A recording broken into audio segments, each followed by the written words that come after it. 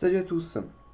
Alors après avoir passé quelques jours avec le Palm entre les mains, je fais une petite vidéo un peu plus en détail pour voir ce qui est bien et ce qui ne va pas du tout. Parce qu'il y a quand même des petits inconvénients qui font que ça pourra en dissuader certains. Alors au niveau de la prise en main du téléphone, hop, on va passer en macro. Esthétiquement, c'est un vrai bonheur de l'avoir dans la poche. Il est vraiment tout petit, même quand tu regardes une vidéo ou que tu navigues sur internet, c'est vraiment extra par rapport à un iPhone qui prend un petit peu plus de place et qui est moins agréable à prendre en main, je trouve. Euh, L'avantage premier, c'est quand même le multitâche. Ça, c'est quand même assez impressionnant de voir qu'on peut lancer 4, 5 applications sans que ça rame. Bon, à condition de ne pas non plus lancer des applis web. Mais c'est assez plaisant quand même de lancer pas mal d'applications, de pouvoir surtout, lorsqu'on est sur Internet et qu'on reçoit un texto, de pouvoir aller le lire sans pour autant fermer sa page web, quoi. Et c'est assez un vrai bonheur. Le fait de fermer les applications comme ça, enfin, moi personnellement, c'est mon grand kiff. Je trouve ça assez fun, ça ne sert à rien complètement, mais c'est vraiment agréable en fait. Par défaut, j'ai aussi l'habitude des anciens téléphones, c'est-à-dire que dès que je fais une application et que je veux en lancer une autre, je ferme celle dans laquelle je suis. Mais ça, ça va peut-être venir au fur et à mesure que je vais utiliser le téléphone. Donc le multitâche, oui, c'est vrai que c'est important. Après, au niveau des applications que vous pouvez avoir, si vous allez sur l'app catalogue, vous avez quand même quelques petits trucs. Vous n'avez pas tout. En termes de clients Twitter, vous avez donc WeTweet que je vais montrer juste avant que j'ai ouvert. Mais c'est tout. Enfin, il n'y a pas encore un catalogue assez développé sur l'appareil. Ce qui va venir, étant donné que le Palm Developer Program s'est ouvert il y a quelques semaines, donc je pense qu'après que toutes les applications de l'iPhone vont être adaptées pour WebOS, donc ça risque d'être quelque chose d'assez sympa au final, il risque d'avoir un catalogue beaucoup plus développé. Et aussi une fois qu'il sera francisé, je pense qu'il y aura aussi quelques autres types d'applications mises en avant et qui risquent d'être pas mal. Euh, le navigateur web, ouais, je tenais à en parler. D'ailleurs, je vais faire un. Parce que vous n'avez pas, par exemple, pour Twitter et pour Facebook, les notifications en push. C'est-à-dire que pour Facebook, vous êtes obligé de passer par le navigateur web. C'est c'est nul. Hop, voilà. C'est vraiment pas terrible.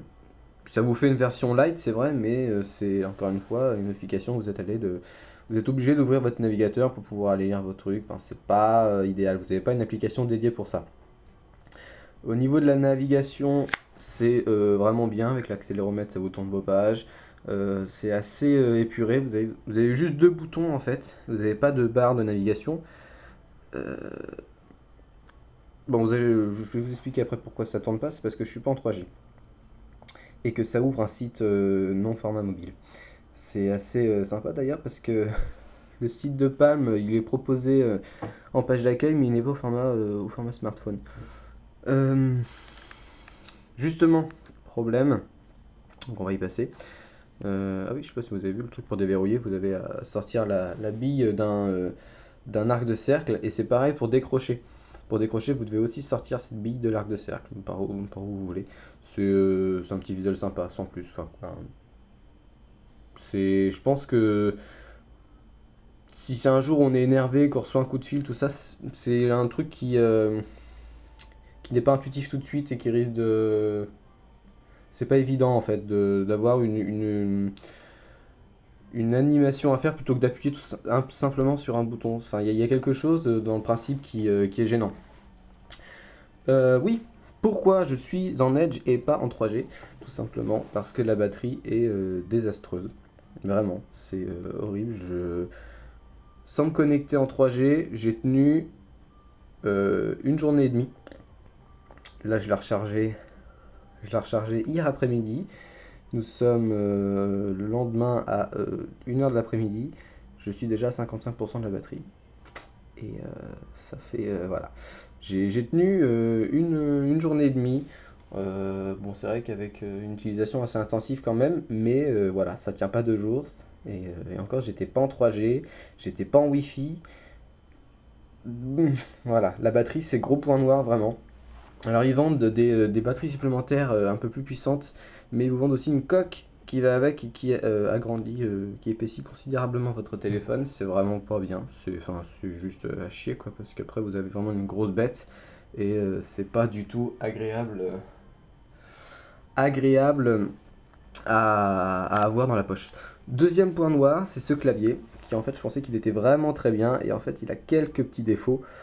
Vous pouvez voir qu'il est dans un creux en fait, dû à la forme, cette forme en arc de cercle d'ouverture. Il est dans un creux, ce clavier.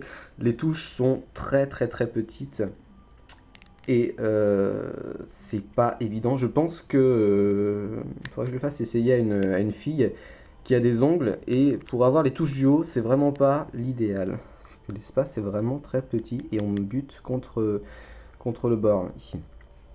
Autre petite chose, la barre d'espace. Alors après, c'est bien peut-être de mon téléphone, hein, je sais pas si c'est surtout comme ça. On sent pas le clic par rapport aux touches. On sent pas du tout le clic. Et c'est pareil, c'est un autre petit défaut. Et ici, ce petit bord là, il est. C'est, ça vous griffe un peu le doigt en fait lorsque vous écrivez. Bon voilà, bon. Histoire quand même de pas tout chier dessus. Je préfère quand même écrire avec ce clavier là qu'avec le clavier de l'iPhone. En termes de clavier physique, il est quand même assez bien fichu au niveau des espacements des lettres, même si les touches sont très petites. Ce qui est pas mal, c'est d'avoir l'arrobase, le point et la virgule en touche pleine. C'est-à-dire que vous n'avez pas à appuyer sur un bouton Shift, point ou quelque chose comme ça. C'est quelque chose qu'on n'a pas sur l'iPhone et sur BlackBerry. Et je trouve que c'est vraiment pas mal d'avoir fait ça, d'avoir pensé à intégrer ces touches directement en fait. Mais c'était tout au niveau. Donc ça a été très rapide encore une fois. Je vous reviendrai en détail sur certaines applications qui me semblent vraiment pas mal à développer un peu plus. Je pense que les clients Twitter et Facebook avec les notifications en push vont arriver bientôt. Je pense qu'elles vont arriver. Enfin, c'est celle de l'iPhone ou de Android qui risquent d'être adaptées au format WebOS. Donc ça va être une bonne chose. À voir après avec les mises à jour comment ça se passe. Bon, pour finir, gros point noir, c'est de la batterie, vraiment. Je vais en racheter une autre pour savoir si ça venait pas de celle d'origine. Mais vraiment, c'est une déception de ce côté-là. Après, à vous de voir l'utilisation que vous en faites. Voilà.